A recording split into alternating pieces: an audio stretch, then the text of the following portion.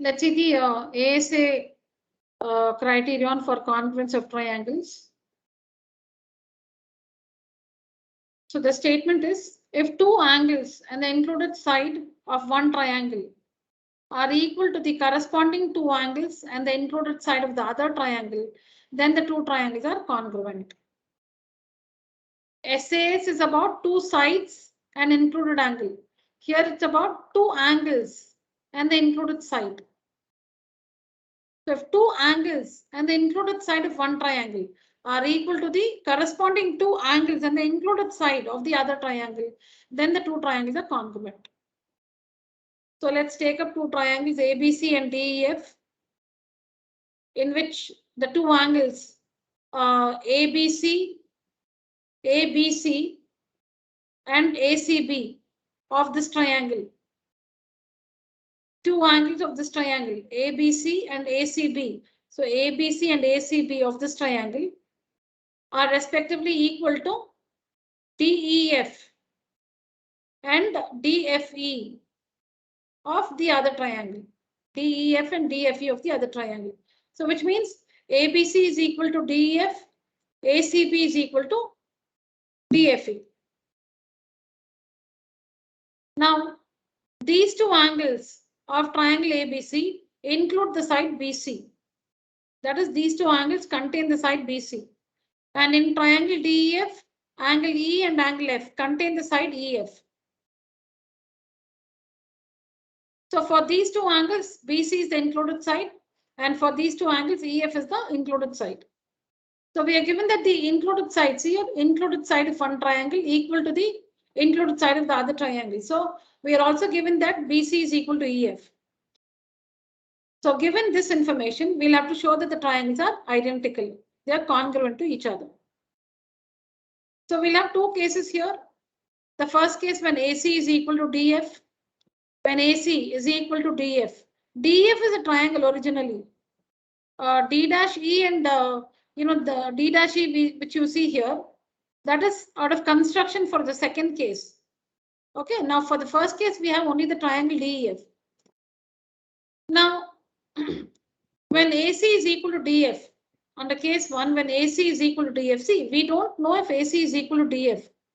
We know nothing about the sides. We only know BC is equal to EF. We know nothing about the other sides. So supposing AC is equal to DF, because it's like when we are proving, two triangles are congruent with the given information like this, that is about two angles in the included side. We are going to show that they are congruent using what we know, the SAS congruence criterion.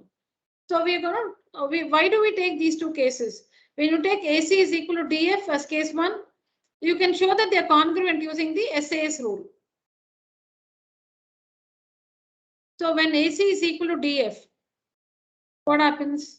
Let's list all the equalities we have in the two triangles. AC is equal to DF. BC is equal to EF. That is known to us. It's given to us. BC is equal to EF.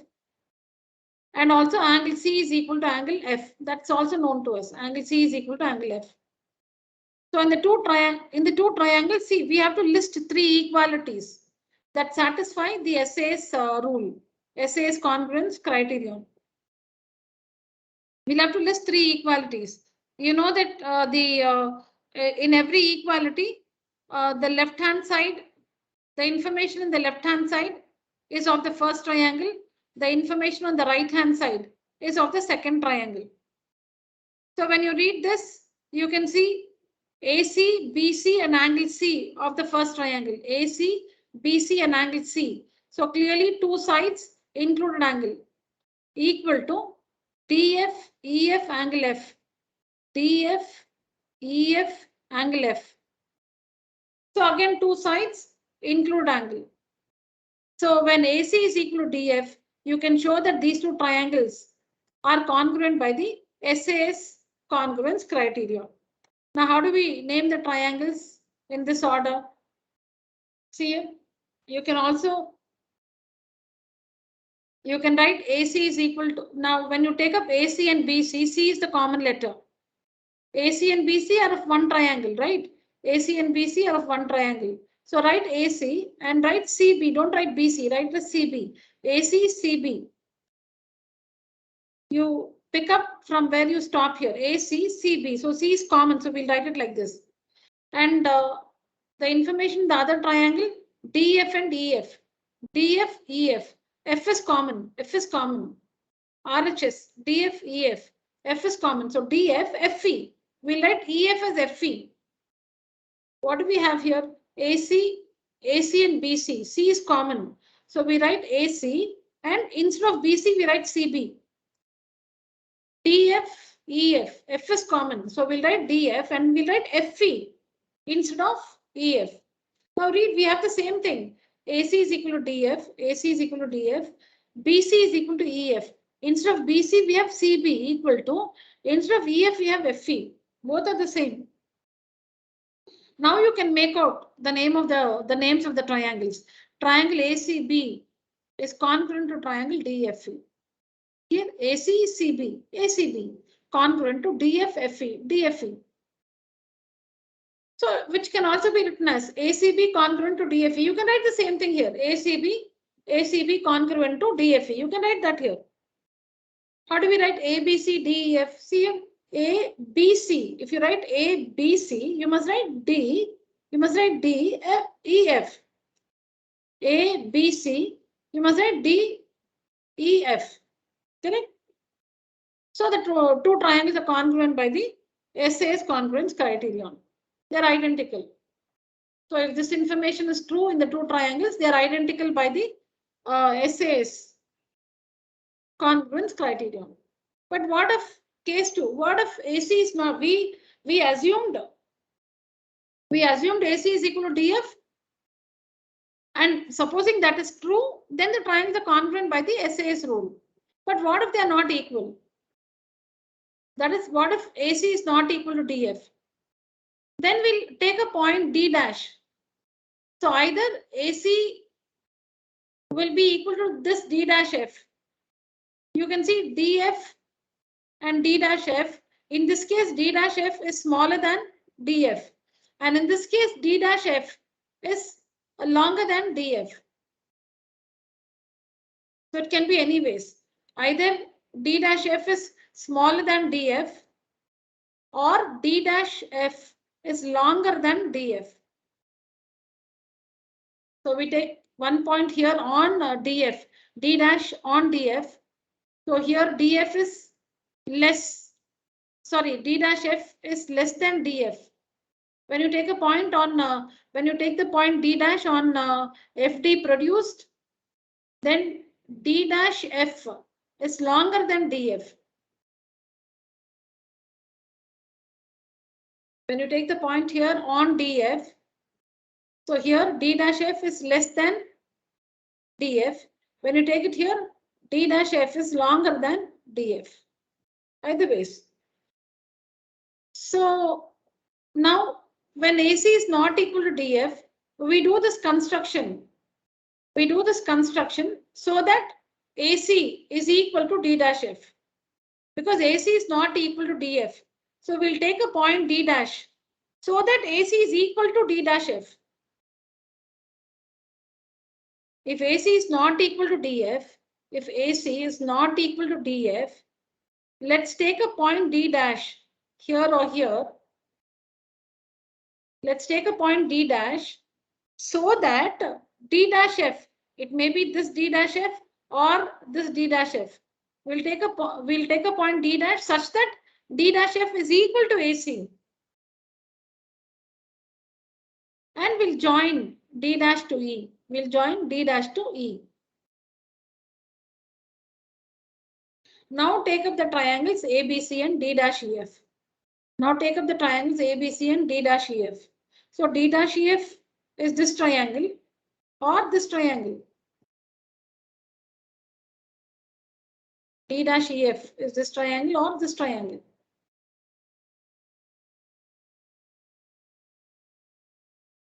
So now what do we have in these two triangles, ABC and D dash EF? What do we have? By construction, we have AC equal to D dash F. It may be this D dash F or this D dash F. All right. So by construction, we have AC is equal to D dash F. Then the other information we already have, BC is equal to EF. We already have, like we wrote here, BC is equal to EF. And like we wrote here, angle C is equal to angle F. That's also given to us.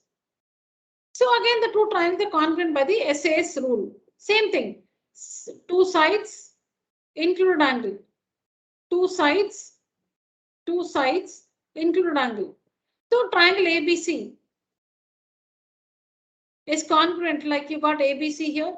ABC congruent to DEF. So ABC will be congruent to D dash EF. Or if you write it like this, you must say ACB congruent to D dash FE. ACB congruent to D dash FE. D dash FE.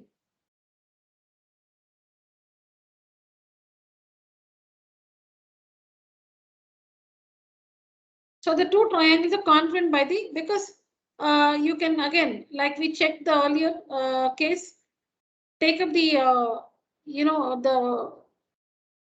whatever sides or angles we have in the left hand side, AC, BC and angle C. AC, BC and angle C. So AC, BC, angle C. Two sides included angle. D dash F, EF, angle F.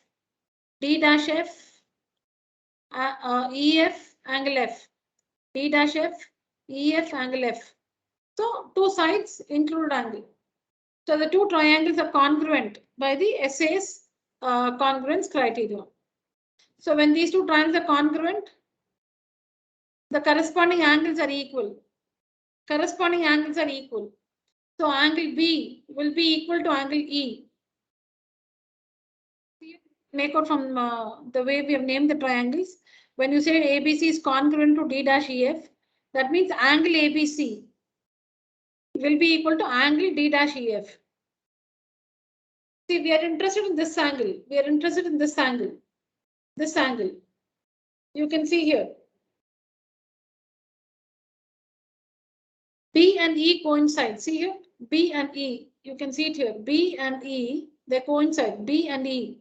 When you name the triangles like this, you can see that the vertex A coincides with vertex D, vertex C coincides with vertex F, and vertex B coincides with vertex E.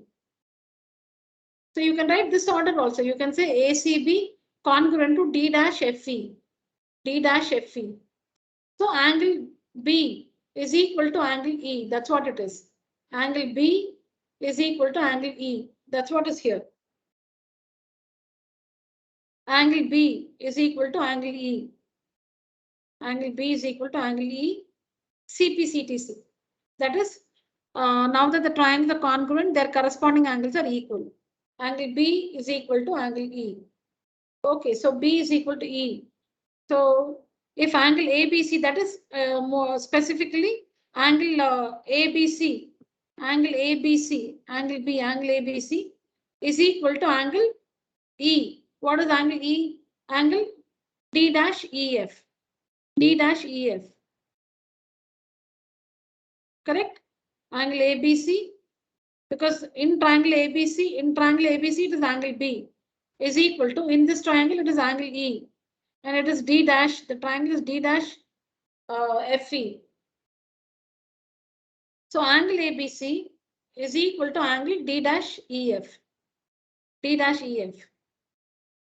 But we know it's given to that, it is given to us that angle ABC is equal to angle DEF. It's given to us that angle ABC is equal to DEF. Angle ABC is equal to DEF. But we have a new result. Angle ABC is equal to angle D dash EF. Angle ABC is equal to D dash EF. This is the new result. But it's given to us that angle ABC is equal to DEF. So when you compare these two, these two results, we have angle D dash EF must be equal to angle DEF. Angle D dash EF must be equal to angle DEF. Angle D dash EF must be equal to angle DEF. So when is this possible? This is possible only when the points D and D dash coincide. How can these two angles be equal? Only when the points D and D dash coincide. So that means D dash is no different point. D dash coincides with D. So that means there is no other, that is the triangle D dash EF and DF, they are the same. This proves that ABC is congruent to DEF. Triangle ABC is congruent to triangle DEF. See, everywhere instead of triangle ABC, you can write ACB. And instead of DEF, you can write DFE. Here also, instead of triangle ABC, you can write CB. And instead of D dash EF, you can write D dash FE. I told you, D dash FE. Correct? See, this is AC. This is AC equal to D dash F. AC.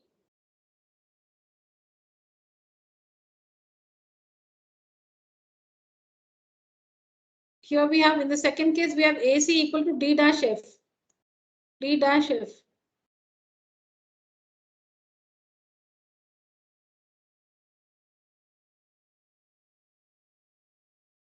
In the second case, we have AC is equal to D dash F and CB equal to EF. So what does this give you? ACB congruent to D dash FE. D dash FE. So these are the corresponding angles B and E. We are interested in B and E. We are interested in these two angles B and E. B and E, these two angles. So angle B is equal to angle E. How do you name that using three letters? Three letters. So you must put, how do you name angle B in this triangle? Angle ABC. That's what you see here. Angle ABC. And how do you name angle E? Angle E using three letters in this triangle. How do you name angle E using three letters in this triangle? Angle E, so that letter should be in the middle. So you will call it D dash EF. D dash EF. Because the triangle is D dash EF. So you will call it D dash EF. That's what we have here. ABC congruent to D dash EF.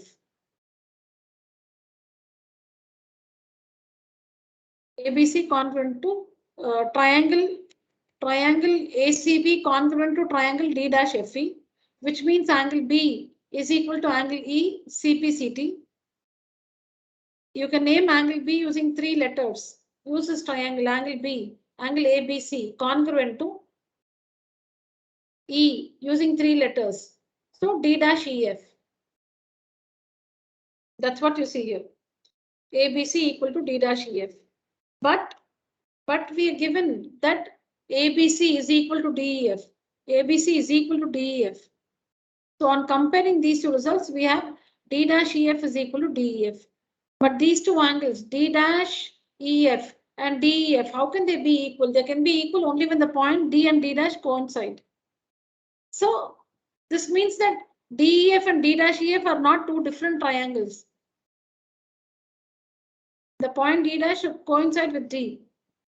This proves that triangle ABC is congruent to triangle DEF by the SAS some congruence criteria. This is the proof for the ASA. This is the proof for ASA congruence criterion.